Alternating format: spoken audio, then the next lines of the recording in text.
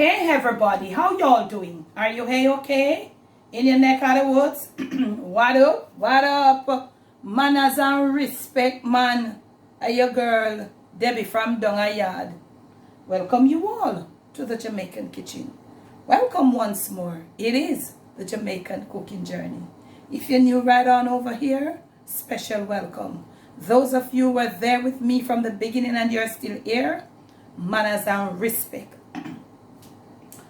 On today's episode of the Jamaican Cooking Journey, we're still on this whole preparing a full meal. Today we are going to be taking you along, going in depth, preparing and cooking the Jamaican stew peas. Okay? That's what I'll be sharing with you. I have, I think, a few stew peas videos. Some are in depth, some are not in depth. There are videos that I did Sunday dinner on when my channel was so young that I prepared stew peas on also. So we'll leave all of them linked there for you if you go check them out. But today, I'll be making for you two videos. In part one or in video number one, I'm going to show you how to prep for this Jamaican stew peas. And in part two, I'll be showing you how to put together, how to cook it, and also how you serve it. So now, authentically, you are required to have a salt meat, some salt provision. Most of the times it would have been pigtail, sometimes salt beef. Okay? So you could use corned pig, corn pork, corn pig head, corned beef, salt beef. Bear in mind, salted beef and corned beef, they have two different flavors. They are done, I think they are done differently. I think so. But they end up with two different flavors. So authentically, you would use a salted meat and a fresh meat. But you can do what you choose, mix and match. You can also don't use any fresh meat. You can also don't use any salted meat, but that would not be authentic. You can also do this meat meatless with just your peas and your veggies. And I think I did that before. Yes, I'm not sure. Let's get into this video. So as I said before, you're going to need salted meat and fresh meat. And when I say fresh meat, I mean with no salt. So I have here some cured pigtail, right? I have here some cured turkey neck. You could also use something with a little smoke. You know, a little smoke tripe. I don't even know if you see them something there again. That smoky flavor gives it a beautiful taste. I have here a piece of boneless beef. Now, you're going to need some peas. You're going to need to select some good red peas. These days it's hard to find, but you've got to try.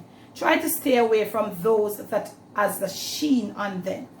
So now, you want to know, look at my meat, the amount of meat I have. These are the salty ones. I want you to bear in mind that when you put these meat to soak, some people will scald. I'm going to show you the method that you don't have to scald. You don't have to scald the salted meat. This thing is a timely, this dish, it is a timely dish.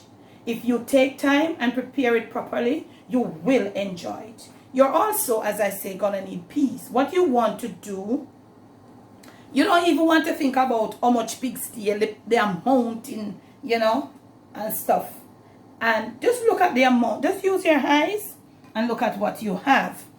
Then you want to have a reasonable amount of peas. Because remember, you're going to pre-soak your peas. When your peas is pre-soaked, it will become like double or more in volume. Depending on, and also when it is cooked. Probably when it is soaked, it will be double. When it is cooked, it will be triple. So now, along with this, I think I need about 16 ounces, which is like about a pound of peas. So you want to go about now, measuring out some peas. Remember, we can't show the peas pan this in a car, this is a scale nana pan. So we are going to use this as our scale pan. So you want to get your desired unit, and we are using ounces. Because me come from the old school, me have to use the ounce. You can Google your grams and stuff, okay? Now my container, my scale pan, weigh 4.9 ounces. you would say 5 ounces. So we are going to throw some peas in there. Remember, when you throw the peas in there now, you must take away 5 ounces from the amount, okay? So we're not going to get a full pound in this, so we're going to probably have to go more. This is saying like 1 pound 10 ounces. So what we are going to do now, we are going to take away 5 ounces from this. We're going to take, it is saying here 1 pound 10 ounce. So we are going to take away from this 5 ounces. So we have 1 pound and 5 ounces. So let us put this inside right here. This is the amount of peas that we'll be using. Remember, when it's soaked, it will be doubled. When it's cooked, it will be tripled. So we have 1 pound 5 ounces of peas inside here, eh? All right, you can use a pound, you can use a little more than a pound. You don't have it direct. I'm just showing you how you can like free-handedly proportion it, as opposed to searching over and Google, Miss Debbie, how much peas and this, and can I get the recipe? Just try to feel your way. Some of these things that we do as Caribbean people, we feel our way around them. Normally, if I wasn't demonstrating this to you, there's some peas in here and wash it and put it for soak, okay? I'm just helping out. Now that you have measured out your peas, and let me get the scale out of the way, and the scale pan sharp, you want to, the very first thing to do now is to go and wash your peas. I want to wash my peas. You see these peas? They are not sheen, they don't have a lot of sheen. So now my water is not on par. It's not up to par. I don't know that too. Still not up to par. So what I'll be doing, I'll be pouring my peas into this, and I'll be putting it under the water to run whilst I use my hand and scrub this peas. I'm going to do that and then return. Now soon come. So we are back. Peas have been washed, and you leave that, properly washed. You can put your peas in a container by itself. I'm going to be pressuring, so I'm just going to put it in my pressure cooker. Just in order not to use no other. And if you're using your pot like on the stove, you could have just put it in your regular pot where you're going to cook everything into. Okay, so my peas is in, and I'm going to pour my water over. I'm going to leave my peas to be pre-soaked. Okay, this is what it is. While it's pre-soaking, you can or you don't have to. It's not compulsory. I'm leaving 3 pegs of garlic. You just smash them like this. I want to know, so this is a regular thing at Jamaica. Caribbean, I guess, and all them places. This is an easy way to get the trash off the garlic and so on. If you want, some people might want to use it with like some minced garlic, but I think the fresh garlic, it's better. So you give, even though it was in the trash, you give it a little rinse.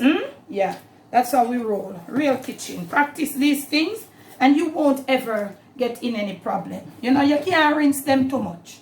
So now our peas is out of the way, and as I said before, you don't have to use your pressure. You can use your regular pot. All of these that I'm doing can be done overnight, because you've got to use, you need about 4 to 5 hours for this prepping. Leave the peas to be properly soaked and all of that. Now we are going to be moving on to our salted meat. All right, let me go get out all these meat out of them package and come back. Me soon come. I am back, and this is my cured turkey neck. Did I say I'm using some cured turkey neck, which means it has been salted, and these are selected meats, family. They are very pricey, but let me tell you, it's worth it. Normally you'd have to be cleaning with the regular ones. These have all been done.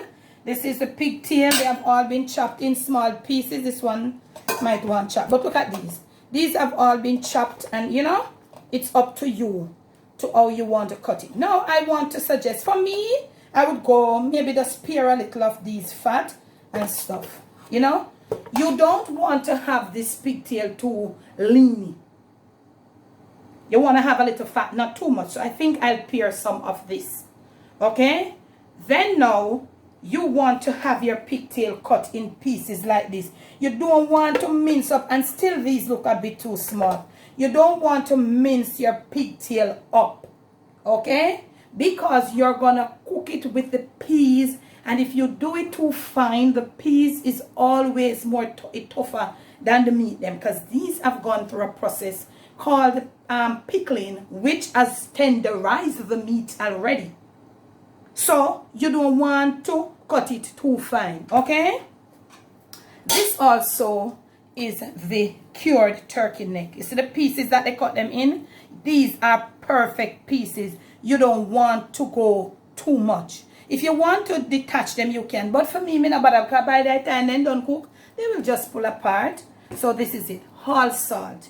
What you want to do now, you want to go now wash your pigtail.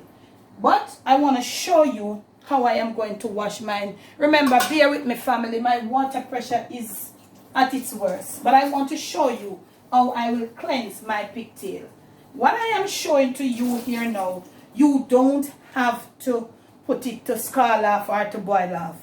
The very first thing you want to do is to rinse this direct salty soap with the pan. Just give it a rinse with some cold water, not hot water.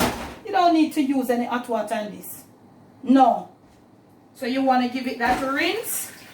So you make sure you take off all that pickling and all that juice that was in it in the bag. Now bear in mind that not do nothing to it. It's still salt. I'm going to be cleansing it. But I'll be cleansing mine with some bicarbonate of soda. So this is it. I'm going to put it on here. I'm going to put enough. And I'm going to go and I'm going to wash it. Wash it, drain it, and then wash it again. Okay? And then I'll return to you. May soon come. So now I am back. I told you, you saw me wash it, put on the rinse off that packaging water. And you saw me put on my bicarbonate of soda. And I rinsed it well with it. And I drained it. And I gave it another wash. You don't have to scrub and rub 15, 16, 20 times. Because that will not take out this salt from this pigtail. It has been cured for months upon months. And the whole of this meat has absorbed that salty pickleness to the core. So you scrubbing and carrying on will never remove any of that salt. So now you're going to leave. At this point, if you're not prepping, you will just come in and you want to, some people boil 3-4 different times. That's cooking the meat, you know. So if you're late and you want to scald, then you can scald. That's for a different time. You know, I'm showing you the long way, the prepping. All of this, as I said before, can be done overnight. You're going to work and you know you want to cook it for dinner. You can get up a half an hour, 15 minutes earlier, and you do this and leave it. Now, you want to put in here a lot of water. Put enough water to cover it. And you're going to leave it as you leave the peas to pre-soak. Now the peas is not salty.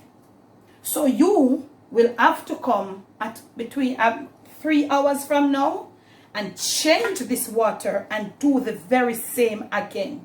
When you do that, you don't have to scald out the salt. If you are doing more pigtail, you know you have to go get a bigger pot or go to El pot. You know you have got to do it more. More requires more.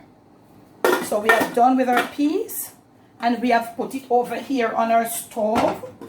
Now, you notice I removed a little piece of my fat. Some people love the whole heap of fat, do you know? To each or his own. When I bash nobody. You don't like the fat, remove your fat. You want to clean off all, do what you want to do, family, do you. Now, it is the same thing. The next patient, same treatment for the cured turkey neck. You're just going to put on your water. Now, this is a little different. Because you notice, Mr. Bear, what them black something there, they cured it with pimento seeds. Crushed pimento seeds. That's what is on it. And it is very hard to come off. So you want to wash it now and throw that water out. Next patient, just as I did with the pigtail, I am going to do that and return. Must soon come. Okay, now we are back.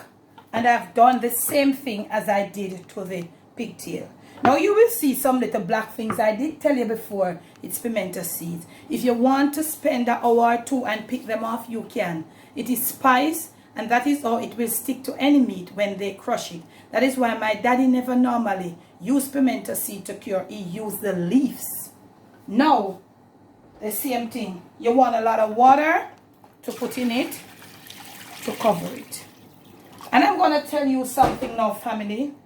I told you, you can leave this for 3 hours and then come back, throw off the water. You don't have to rinse it. Just throw this water out and put the same amount of water for another 3 hours. You're good to go. Okay? So we are over here on the stove. Alright. So look at me here over here. I'll find the cover for this very soon. We have got our peas washed. You see it's soaking out. You see how it's coming that right. Now we have got our pigtail there. Good amount of water. We can even throw a little more on the pigtail there too. Yeah.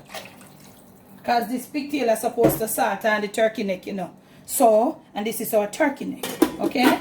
I'll just use this to put over it until I find the appropriate cover. So those are there. So when you come to cook, you know, when you come, you know, to change the water, you don't change the peas water, okay? Do not change the peas water. It has no need to be changed. Now, we have our third little piece of meat here. And it is a piece of boneless beef. Now, it don't have any salt in it. Lad me and me dull now. So, I'll show you how I will be. I don't know if I can do this thing here. Because this here, this knife, you want to move these. You don't have no need for these. If this is what you have. You could use stew beef too. But because the pigtail have bone and the turkey neck it out for bone, we never bother want more bone. Because I don't want to cut up my go. You know, but you could use some stew beef here. So you want to remove this from your boneless. Or if you, whatever you want to do, something fresh. But most of the times, they try to get a piece of beef, whether it's fresh or it's salty. I'm not going to stay so with this, you know. I want to show you how you want to cut this beef. You want to cut this beef in some thick little cubes, almost looking like the pigtail. Little cubes. They must be thick. They're not to be thin. So you want to get it something looking like this. So when you get this, you want to put this down into 2. Remember, when the meat is cooked, it will come down smaller. So you want to cut your beef, your fresh beef, or whatever fresh you have, in little cubes like this, almost the size of the stuff. The other stuff. I'm going to go now get these like this, and I'm going to come and show you how to cleanse them. Must soon come. I'm back. Same thing for this, fresh beef. A little baking soda. And I'm going to put it on it. You just mush it around. Remember, this has no salt in there. And whilst washing, you'll feel that baking soda taking off that little slime. So you just want to drain. And you don't have to be scrubbing your meat, family, like first time when we're in that country. And I scrub close down a river pan old tub and old brush and something. You don't have to be doing that. You just drain gently. And you see the water is now cleaner. So you can just do now. Just throw it through your colander. Leave it to drain for a little bit. See, I took off my little excess flaps and stuff. Leaving it there to drain. When I return, final part of this, I'll show you how you'll prepare this little fresh beef for just ready up when you come back to start your cooking. My son come. Okay, I am back and your meat is washed and drained. Make sure you drain your little fresh meat properly. This has no salt, it has no flavor to it. Those are cured in pickle. And I'll add that with other herbs and stuff. So you want to put a little to this, a little stuff to this. So the very first thing I'll be doing is putting a little fresh garlic.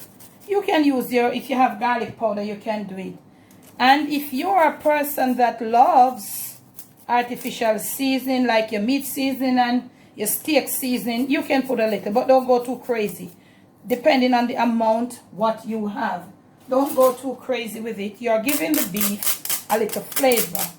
Okay? No salt because you have those two salty meats.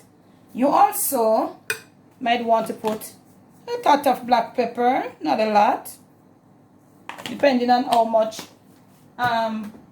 fresh meat you have. I'm putting a little basil, and as I just said to you, use your artificial seasonings. I am not using them in mine, therefore I am using my basil and my black pepper. This is not a disclaimer. Now, Mr. Some people in the comment section, I don't like how you use a lot of foreign season, Debbie. A lot of foreign, like basil and celery. Come on.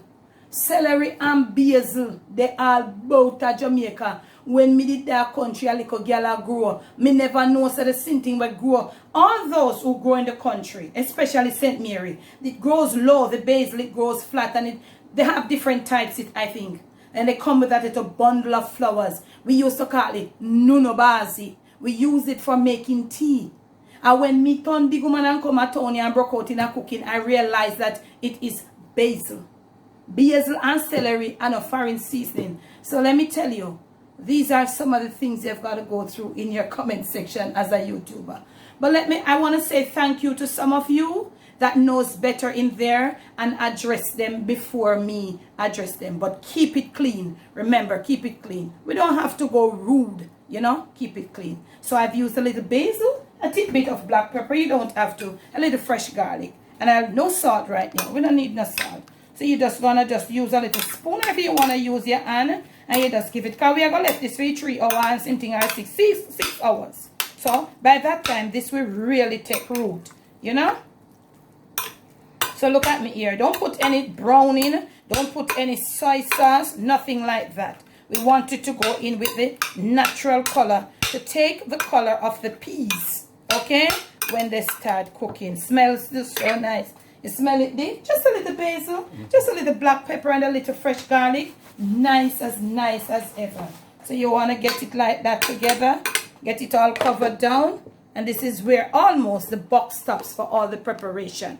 Okay, if you're using fresh coconut milk, you might want to prepare your milk. Not necessarily now, but you want to prepare it when you want to prepare it. This is where the box stops for part 1, family. And when we return with part 2, this is all the preparation. We will be moving into gear to prepare this Jamaican stew peas and to show you what we serve it with, how you can put a little vegetables beside it, and other little things, and preferably, and most of all, the preferred way, my way, that I think it should be served. Okay? Stay tuned. Part 2 will be coming right at you.